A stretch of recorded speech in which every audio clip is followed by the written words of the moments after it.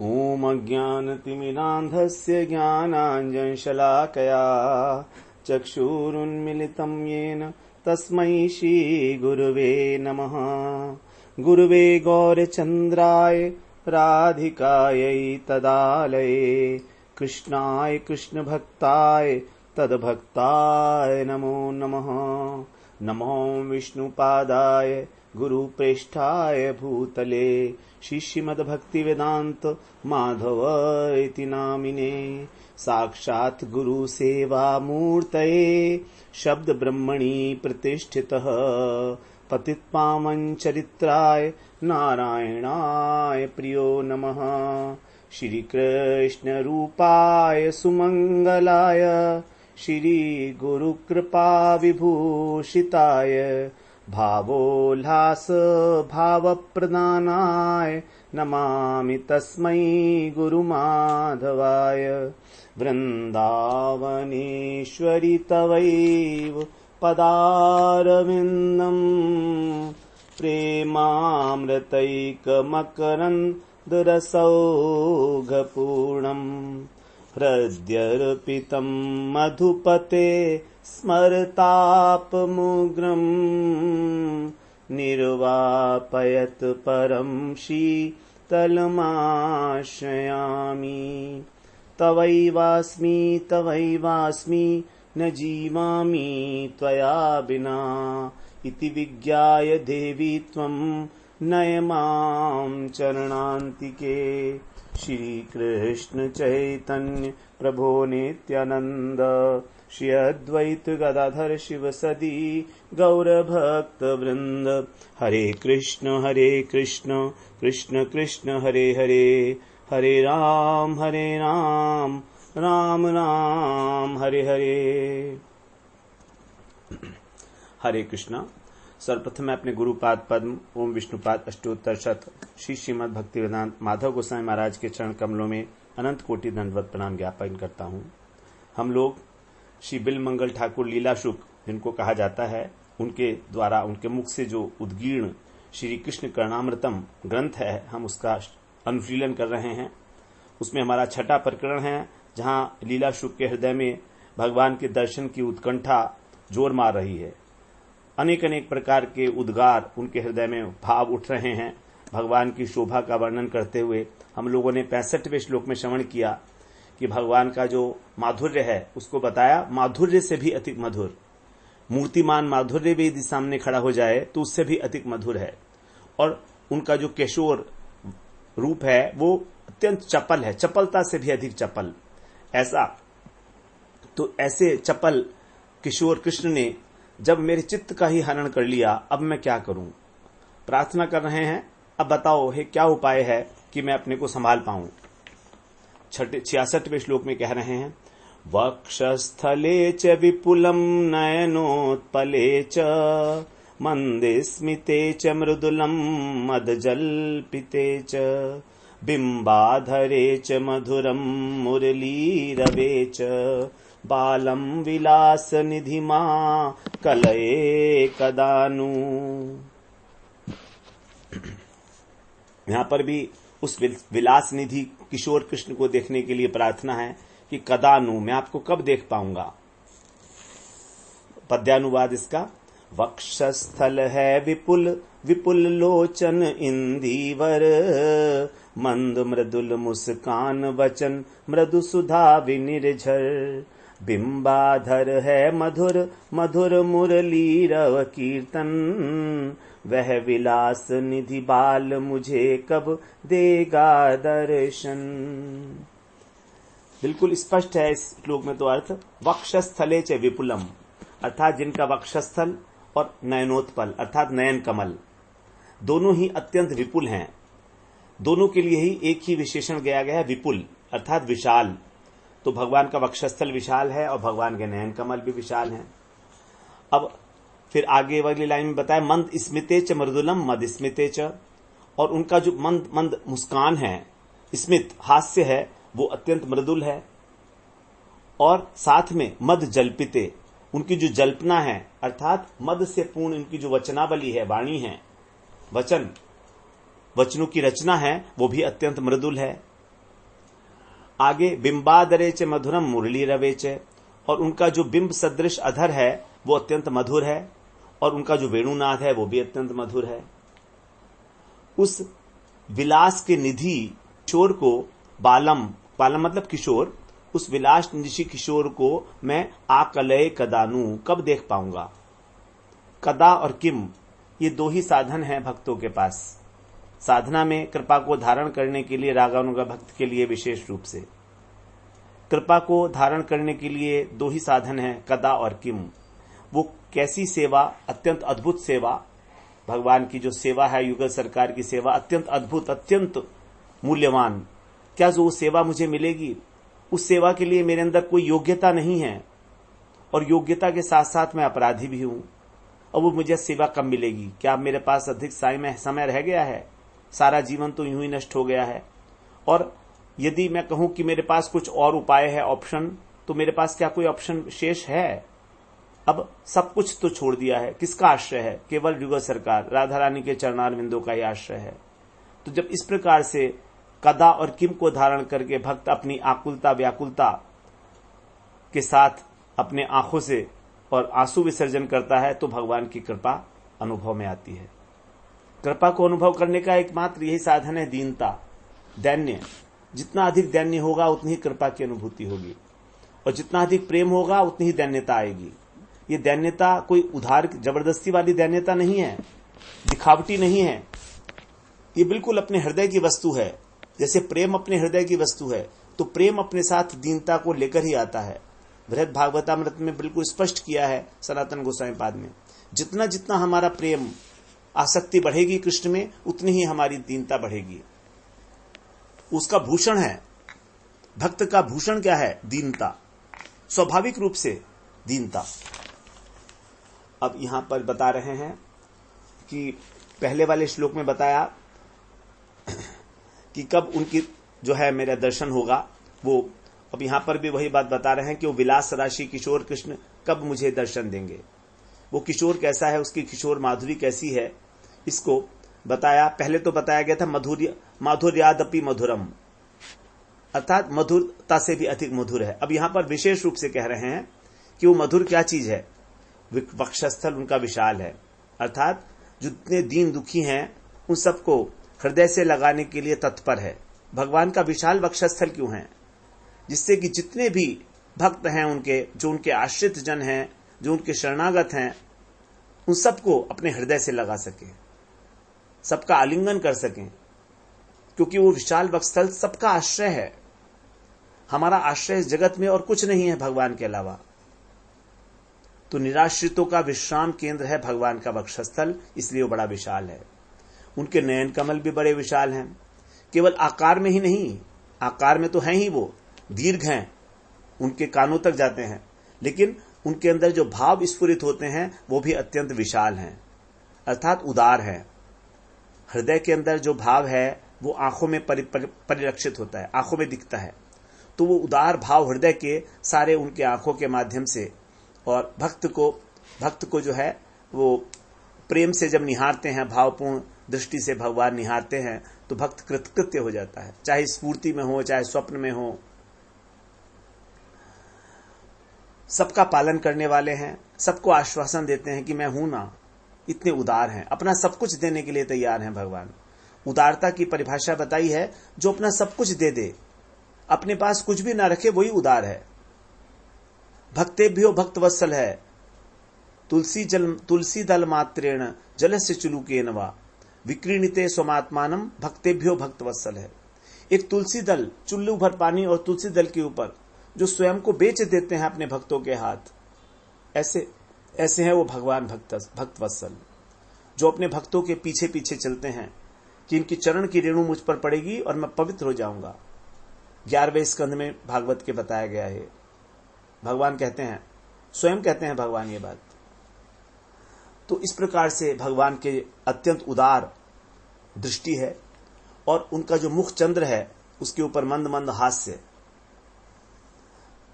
जब मुख पूरा नहीं खुले, केवल नेत्र और कपोल के ऊपर गंडस्थल पे हल्का सा हास्य बिखरे, उसको बोलते हैं स्मित। अभी दांत दिख रहे हैं, तो ये स्मित भी अत्यंत मंद है। ईशत मतलब थोड़ा सा, अत्यंत, इसलिए मृदुल है, अत्यंत कोमल है। ऐसी मुस्कान है कि पता ही नहीं लग रहा है कि मुस्कान भी है, लेकिन है, क्योंकि गंड स्थल जो है वो उसको विकसित हो गया है, आंखें विकसित हो गई हैं, इसलिए अत्यंत कोमल है। तो मुख को भी वो अत्यंत कोमल बना देती है।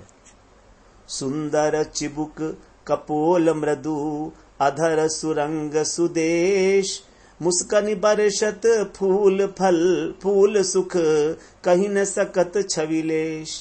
उसकी छवि का हम लोग तो लेश मात्र भी वर्णन नहीं कर सकते। कैसा उनका चिबुक है, कैसे उनके कपोल हैं, किस प्रकार के मृदु अधर हैं, अधर हैं, और मुख से तो मानो पुष्पों की वर्षा हो रही है मुस्कान के माध्यम से। इस प्रकार से अत्यंत हास्य युक्त उनका जो मंद मुस्कान युक्त मुख है। और उसके बाद कह रहे हैं उनकी मृदुलता, जल्पना। जल्पना कहते हैं वार्तालाप को। अनेक प्रकार के जल्प होते हैं। भ्रमर गीत के अंदर बताया है कितने सारे जल्प हैं, 10 प्रकार के जल्प वहां पर बताए हैं। तो जो भी वाक्य रचना है, वार्तालाप है, वचन, उसको बोलते हैं मद जल्पना। तो यहां पर अत्यंत मृदु है। और मद का मतलब है मदमस्त है एकदम। यहां पर मद से अर्थ मिलता है किशोर का। सहज एक मस्ती उनके वचनों के अंदर है, किसी प्रकार का कोई चिंता तो है नहीं उनको। किशोर उम्र जो है उसमें किसी प्रकार की कोई चिंता नहीं होती है, इसीलिए किशोर किसी की सुनता नहीं है। किशोर शब्द की व्युत्पत्ति ऐसे बताई गई, किम शृणोति, अर्थात वो किसकी सुनता है, वो अपने में इतना मस्त है कि उसको समय नहीं किसी की बात सुनने का। किम शृणोति अथवा किम शीर्यते, जहां पर किसी प्रकार की जीर्णता शीर्णता नहीं है, नित्य नए नवायमान। तो जो मद है ऐसा, इस प्रकार की जो उनकी जल्पना है वो भी अत्यंत मृदु है। मृदु का मतलब क्या है, भगवान जो बोलते हैं उसमें किसी प्रकार का ना तो कोई गर्व है, ना अभिमान है, किसी प्रकार का अत्यंत मधुर मृदु वाणी, कानों को बहुत रसीली, बहुत सुंदर लगने वाली, ऐसे बोलेंगे भगवान जब बोलेंगे तो इस प्रकार से उनके मद में जो उनके वचन के उद्गार हैं अत्यंत मृदुल हैं और श्रवण करने वालों के चित्त को द्रवीभूत कर देते हैं।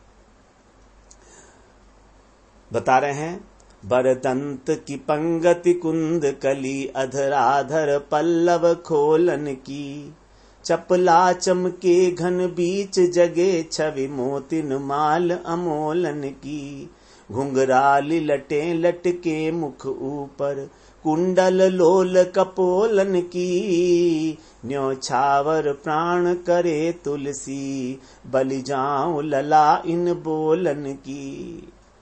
बाल जो हैं, जब बाल छपी है भगवान राम की, जब आंगन में वो डोलते हैं घुटनों के बल, तो तुलसीदास जी ने इस प्रकार से इसका वर्णन किया है, बलि जाऊं लला इन बोलन की। किस प्रकार तुतलाते हुए बोलते हैं भगवान राम, न्योछावर प्राण करे तुलसी बलि जाऊं लला इन बोलन की। क्या सुंदर रूप है भगवान का, छवि है। एक बात भी यदि ये छवि हमारे हृदय में बस जाए तो कभी निकल सकती है क्या? कभी नहीं निकल सकती। नारायण स्वामी कहते हैं, विधना जो या रूप को लखी लखी रहियो सचेत, नैन चोट सो ओटली वचन वचन कब देत। नैनों की चोट से जो ओट ले ली तो प्रियतम के जो प्रिय वचन थे उन्होंने बचने नहीं दिया, क्योंकि बचने का कोई साधन नहीं है। यदि भगवान की दृष्टि हम पर पड़ रही है तो हम ओट ले सकते हैं, बच सकते हैं, लेकिन यदि भगवान के वचनावली, उससे कहां तक बचेंगे? वचन वचन कब है बच, जो उनके वचन है उससे कब तक बचोगे तुम? भगवान की हंसी हृदय को चकनाचूर कर देती है, अत्यंत मृदुल है, पत्थर को गलाकर पानी पानी करती है, अत्यंत तरल बना देती है। फिर आगे बता रहे हैं कि जो बिंब है, जो उनका अधर है, बिंब फल के सदृश। बिंब फल जो होता है बिल्कुल लाल होता है और उसमें हल्की हल्की धारियां होती हैं, जैसे अधर के ऊपर हल्की हल्की धारी होती है उसी प्रकार से। और मुरली की ध्वनि भी मधुर, दोनों मधुर हैं। तो अधर का और मुरली का बड़ा संबंध है, सनातन प्रीति, इसलिए मुरली हमेशा भगवान के अधर पर विराजमान रहती है। जो भगवान के अधर हैं उसकी शैया है, उस शैया के ऊपर वो जो है, और भगवान जब अपनी कोमल कोमल उंगलियों से उसमें जो है हिला अपनी कोमल उंगलियां थिरकाते हैं तो मानो वो उस वंशी के चरण दबा रहे हैं, उस वंशी के चरण दबा रहे हैं अपनी उंगलियों से, कोमल उंगलियों से। अधरामृत सम अधर रस जानत वंशी सार, सप्त सुरन को शपथ कर कहती पुकार पुकार। इस प्रकार भगवान के जो जितने भी मधुरता, पहले जो कहा गया माधुर्य से भी अधिक मधुर है, तो यहाँ पर उनके मुखमंडल पर और उनका वक्षस्थल इत्यादि का एक एक चीज का यहाँ पर वर्णन किया गया कि कौन कैसे कैसे मधुर है, कितना मधुर है। तो इस प्रकार लीला शुक के जो अंतःकरण उनका जो अत्यंत कृष्ण प्रेम से, कृष्ण माधुर्य से अत्यंत भावित है, वहां पर कृष्ण का जो रूप उनके आगे स्फुरित हो रहा है उसी को मूर्त रूप में अनुभव कर रहे हैं और प्रार्थना कर रहे हैं कि मैं उस विलास निधि बाल को, अर्थात उस किशोर कृष्ण को कब देखूंगा। विलास निधि अर्थात विलास की निधि, समस्त प्रकार की जितनी भी सुंदरतम चेष्टाएं हैं, विलास कहते हैं चेष्टाओं को, इंद्रियों की जो चेष्टाएं हैं उसको विलास कहा जाता है। तो सभी चेष्टाएं उनकी जो हैं अत्यंत मधुर हैं, और उन सभी मधुर चेष्टाओं के वो निधि हैं, एकमात्र निधि। भगवान की जैसी जितनी भी चेष्टाएं होंगी, उनकी नयन भंगी, उनकी गमन भंगी, उनकी चितवन, सब सारी की सारी भंगियां, सारी की सारी चेष्टाएं उनकी अत्यंत मधुर हैं। और ऐसे कह रहे कदा, अर्थात कब उनको देखूंगा मैं, आकृष्ट चित्त होकर, क्योंकि उनका चित्त सब प्रकार से आकर्षित है। तो वक्षस्थल में और नयनों में विपुलता है, अर्थात विशालता है। हास्य और जो वचन है उसके अंदर मृदुलता है। मृदु का जो मृदु को ग्रहण करे वही है मृदुल।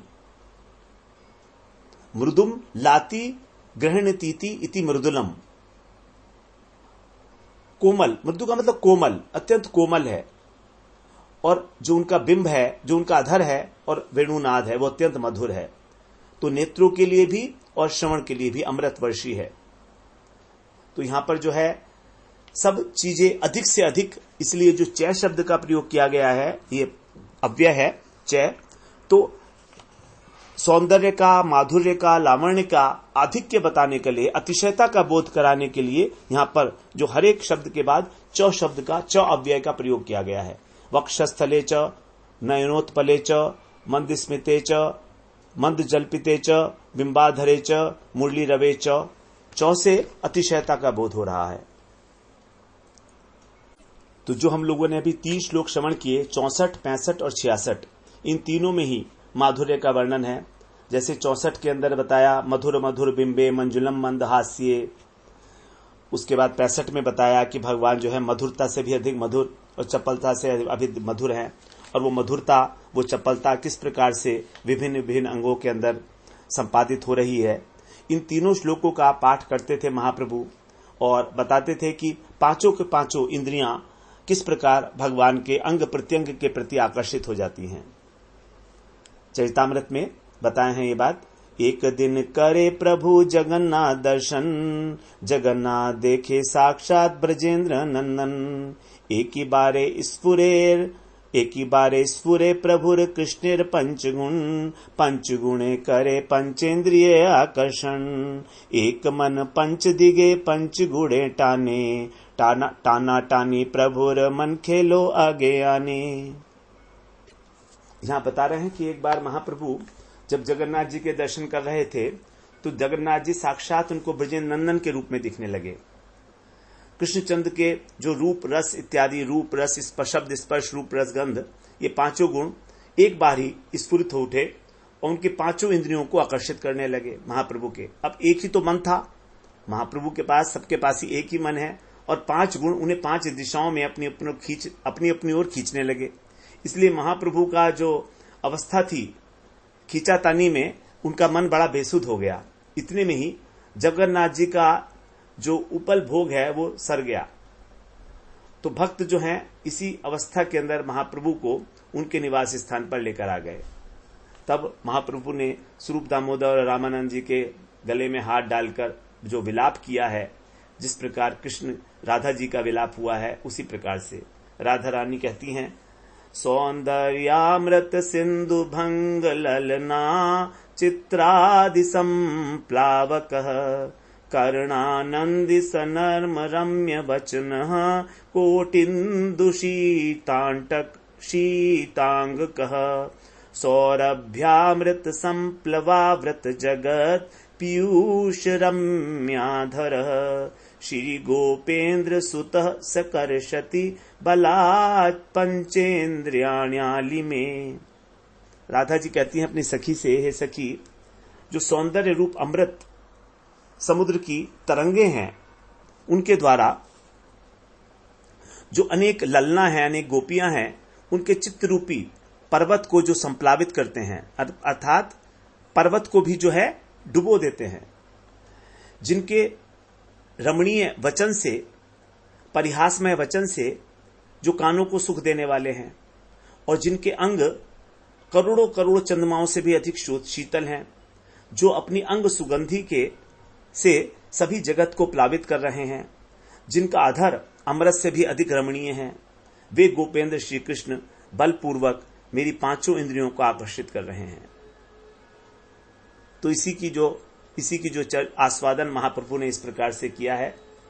कृष्ण रूप शब्द स्पर्श सौरभ्य अधर रस जार माधुर्य कहन न जाय देखी लोभी पंच जन एक अश्व मोर मन चढ़ी 5 दिगे धाय सखी हे सुन मोर दुखेर कारण मोर पंचेन्द्रिय गण महालंपट 10 गण सभी करे हरे पर धन एक अश्व एक क्षणे 5 दिगे टाने एक मन कौन दिगे जाए एक काले सभे टाने गेल घोटार पराणे ए दुख सहन न जाए सखी हे सुन मोर दुखेर कारण। इसका अर्थ इस प्रकार बताते हैं। राधा जी के भाव में महाप्रभु कह रहे हैं, हे सखी, कृष्ण का जो रूप माधुर्य है, उनके वचनों का माधुर्य, उनके अंग के स्पर्श का माधुर्य, उनके अधरों का माधुर्य, और जैसा भी माधुर्य क्यों न हो, उसका वर्णन किया ही नहीं जा सकता। उनके माधुर्य को देखकर मेरी 5 इंद्रियां उसका आस्वादन करने के लिए लालायित हो उठी हैं। मेरे मन रूपी घोड़े पर वे 5 इंद्रियां सवार होकर प्रबल वेग से 5 दिशाओं में भाग रही हैं। अब हे सखी, तुम मेरे दुख का कारण को सुन। ये मेरी जो 5 इंद्रियां हैं तो महालंपट हैं, अपने अपने विषय आस्वादन के लिए अत्यंत लालसा युक्त हो रही हैं। जैसे लुटेरा पराय धन को हरने के लिए दृढ़ प्रतिज्ञा कर ले, ऐसे ही मानो इन्होंने भी जो कृष्ण का माधुर्य अमृत है, पराया धन, उसको लूटने की प्रतिज्ञा कर ली हो। अब एक घोड़े को 5 जने यदि 5 दिशाओं में खींचेंगे तो क्या होगा? तो मेरा मन इसी प्रकार से एक है, मगर सभी उसको 5 दिशाओं में खींच रही हैं 5 इंद्रियां। अब मुझे ये बताओ कि मेरा मन किधर जाए? एक ही समय में सब खींच रही हैं, तो क्या होगा? मेरा मन रूपी जो घोड़ा है, इसके तो प्राण ही निकल रहे हैं। इतना दुख हे सखी मैं कैसे सहन करूं? हे सखी, मैं अपने इंद्रियों को क्या दोष दूं? उन पे मैं क्या गुस्सा करूं? ये जो कृष्ण के 5 गुण हैं, शब्द स्पर्श रूप रस इत्यादि, ये इतनी शक्तिशाली हैं कि इन्होंने बलपूर्वक आकर्षित कर लिया है मुझे, मेरे मन को इतनी प्रबलता से खींच लिया है कि अब प्राण ही नहीं रहे मेरी इंद्रियों में कुछ भी। मेरे शरीर में कैसे प्राण रहेंगे जब मेरा मन ही नष्ट होने वाला है? कैसे जीवन धारण करूं? कृष्ण का जो रूप है वो है ही अमृत का सागर। उसकी एक तरंग में, एक बिंदु में, एक तरंग के एक बिंदु में ही सारा का सारा विश्व डूब सकता है, डूब जाता है, अर्थात आत्मविस्मृत हो जाता है। कृष्ण रूपामृत सिंधु ताहर तरंग बिंदु, एक बिंदु जगत डुबाए।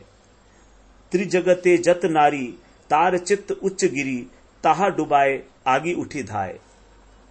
और मेरी तो बात क्या, इस त्रिभुवन में जितनी भी नारियां हैं उनके चित्त में रहने वाले जो पतिव्रत रूपी उच्च पर्वत है वो भी कृष्ण के रूप अमृत सिंधु का एक बिंदु में डूब जाता है। अर्थात जो ऊंचाई है वो बिल्कुल नीचा हो जाता है, चाहे कितना ही बड़ा ऊंचा पर्वत हो उनका, वो भी डूब जाता है। अर्थात वो सब कुछ त्याग कर उनकी ओर आकर्षित हो जाती हैं। मैंने तुम्हें रूप माधुर्य की बात बताई, अब सुनो, तुम वचन माधुर्य की बात सुन लो। जो जो अनेक प्रकार के वो नाना परिहास करते हैं श्रृंगार रसपूर्ण, उससे मुझे अन्याय सहा नहीं जाता। क्यों? क्योंकि समस्त जगत की नारियों के जो कान हैं उनको अपनी वचन माधुरी की रस्सी से बांधकर कृष्ण के वह वचन इतनी जोर से खींचते हैं कि उनके कानों के भी प्राण निकल जाते हैं। कानों के प्राण निकलने का मतलब है कि उनके मधुर वचन श्रवण करने के बाद वो किसी अन्य वचन को सुनने के योग्य ही नहीं रह पाती। और सखी इस श्री अंग के जो भगवान के कृष्ण के श्री अंग है उनकी सुशीतलता का क्या वर्णन करूं, उसकी शक्ति तो अनिर्वचनीय है। अपनी रूप छटा से वो करोड़ों करोड़ चंद्रमाओं की भी प्रभा को हरण करने वाले हैं। चंद्रमा की चंदन की शीतलता क्या है, किस खाने में आती है, बिल्कुल तुच्छ है। इस प्रकार वो सभी नारियों को आकर्षित करके अपने मन अपने वश में कर लेते हैं। आगे कहते हैं कि श्री कृष्ण के अंगों की जो सुगंध है वो कस्तूरी के मद को भी हरण करने वाली है और नील कमल के गर्भ को भी खर्व करने वाली है। त्रिभुवन की जितनी भी नारियां हैं उनकी नासिका में जब कृष्ण के अंगों की सुगंध प्रवेश करती है तो वो अपने माधुर्य से उन सबको अपने ऊपर आकर्षित कर लेती है। और कृष्ण का जो अधर रस है वो तो अमृत के समान है और जो उनकी मुस्कान है मानो उस अमृत के अंदर कपूर मिला दिया गया हो। इस प्रकार से वो अपने माधुर्य से सभी नारियों के मन को हरण कर रहे हैं। उस अधरामृत का रस पीकर अन्य किसी वस्तु का लोभ नहीं रहता है, अर्थात उसको प्राप्त करके उनका मन क्षुभित हो जाता है। इस प्रकार से महाप्रभु स्वयं कृष्ण के माधुर्य का जो पांचों इंद्रियों को आकर्षित करने वाला है उसका आस्वादन करते थे गंभीरा लीला के अंदर। राधा रानी अपनी सखियों से यही कह रही हैं कि मैं कब उस विलास सिंधु नव किशोर को देखूंगी जिनके नयन अत्यंत विपुल हैं। विपुल आयतारुण मदन मद घूर्णन मंत्री जार ए दुई नयन। हम पहले श्रवण कराए हैं कि भगवान का जो नयन है वो मंत्री की भांति है और जो उनका मुख है, मुख कमल, वो राजा है। तो इस राजा के ऊपर जो दो मंत्री हैं, इसके दोनों नयन जो है मंत्री हैं, लावण्य केली सदन, एकदम लावण्य के सदन है और सुखमय है। विशाल नयनों की शोभा जो है अत्यंत चित्ताकर्षक है, खंजन पक्षी की भांति। और फिर भगवान का जो मंद हास्य है वो अत्यंत मृदुर है। सुंदर सिंदूर सुंदर तराधर मंदार मंद हसित द्युति दीपितांशम, अर्थात अधर जो हैं सिंदूर से भी अधिक सुंदर हैं और चंद्रमा कुंद कुसुम और प्रसून इसकी तरीके से उनका मधुर हास्य है। तो दो चीजें बताई गई। अधर जो हैं वो सिंदूर से भी अधिक सुंदर हैं, लाल हैं, और चंद्रमा से मंदार पुष्प पारिजात को बोलते हैं उससे, और कुंद पुष्प होता है उसकी तरीके से हास्य से उद्दीप्त हैं। तीन प्रकार की कल्पनाएं हास्य के लिए दी जाती हैं, चंद्रमा, कुंद पुष्प और पारिजात। हास्य के लिए तीनों प्रकार की कल्पनाएं दी जाती हैं। और जो उनकी वचनावली है उसको सुनने में ना तो ऐसा लगता है कि कान ही व्यर्थ हैं। कृष्णेर मधुरवाणी अमृतेर तरंगिणी तार प्रवेश जाही जे श्रवणे काणा कड़ी छिद्र सम जानी है सही श्रवण तार जन्म हेलो अकारणे। यदि भगवान की वाणी नहीं सुनी तो कान जो है वही व्यर्थ हैं, उनकी कोई आवश्यकता नहीं है। और बिंब जो बिंबाधर है उनका जो अधर है और जो मुरली का रव है अत्यंत मधुर है। तो ब्रजबालाएं सोचती हैं कि जो बिंबाधर हैं उनके सुधा पान में ही उनको जो है में ही मुरली की जो ध्वनि है वो भी माधुरी, दोनों माधुरी मिली हुई हैं। तो कृष्ण के दर्शन के समय यदि इन अंगों में से किसी एक के दर्शन नहीं होते तो सभी के दर्शन होते हैं। इन अंगों में से किसी एक के तो दर्शन नहीं होते, मतलब ये हुआ जब भी कृष्ण का दर्शन होता है तो किसी एक इंद्रिय के दर्शन तो होंगे नहीं, सभी के एक साथ होंगे और साथ साथ मुरली ध्वनि का श्रवण भी होगा। तो इस सारी की सारी जो इंद्रियां, सारे के सारी जो इंद्रियां हैं, पांचों इंद्रियां वो कृष्ण की ओर आकृष्ट हो जाती हैं। तो इस प्रकार से मधुरता की चरम सीमा को प्राप्त करती हैं सभी जितनी भी गोपियां हैं, भगवान का इस प्रकार से दर्शन करके और उनके माधुर्य की पराकाष्ठा को प्राप्त करती हैं।